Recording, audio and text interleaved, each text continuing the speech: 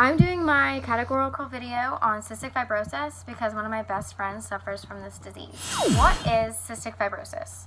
Cystic fibrosis is a progressive hereditary disease that affects the lungs and the digestive system. The body produces thick and sticky mucus that can clog the lungs and obstruct the pancreas while causing persistent lung infections, and it limits the ability to breathe over time. In order for someone to have cystic fibrosis, they must inherit the defective gene from both of their parents. The gene contains codes that control the flow of salt and water outside of the organs. It's actually common for those with cystic fibrosis to have like a salty taste like on their skin or fingers, kind of like when we sweat, but it's like that all the time. If two carriers of this gene have a child, there's a 50% chance that the child will be a carrier but not have CF, a 25% chance that the child will have CF, and a 25% chance that the child won't be a carrier and won't have CF. There are over 1,700 known mutations of the disease. It affects around 30,000 in the United States, and around 1,000 new cases are diagnosed each year. Out of these 1,000 cases, 75% of them are in children under 2 years old, and currently more than half of the population is 18 years older. Because of the mucus in the lungs, it is very common for those with CF to cough more than the average person.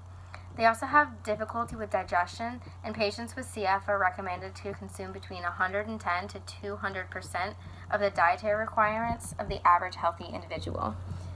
Children with CF often demonstrate a higher frequency of crying and whining at mealtime, throwing and spitting out food, or delaying their meals by talking. This continues up into adolescence and teenage years, with 53% of those with CF indicating disturbed eating habits.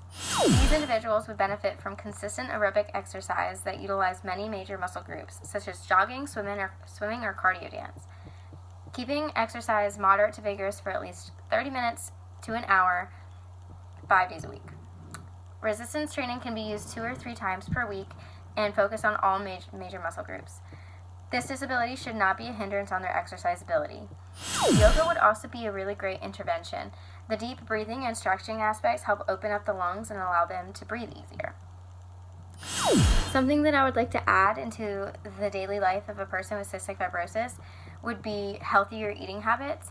It's really hard for those with cystic fibrosis to want to eat because after they eat, they can't digest it as well, but they need almost twice the amount of calories that the average person needs. So I would probably add in some kind of protein shake or meal replacement shake where it's easier and it feels like less food to them, but it has more calorie and nutrient dense things inside of it. For my resources, I used 2 web pages off of the Cystic Fibrosis Foundation and an article from NCBI called Developmental and Psychosocial Issues in CF.